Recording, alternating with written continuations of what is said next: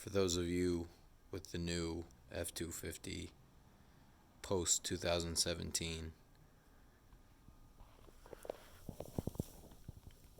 there's a plug location.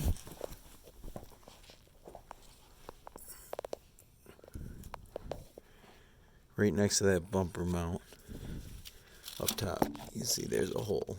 That's where it feeds through.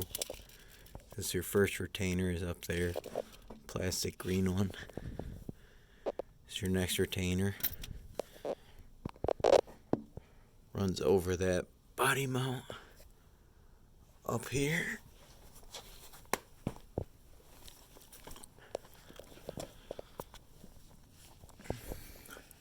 It's your next retainer location. Runs behind the shock tower. And then there's one right there. There's your black heater. Need a 14mm Allen to pull the plug. And that's an 1.25" socket to put that in. Just waited for it to warm up. Broke the plug free.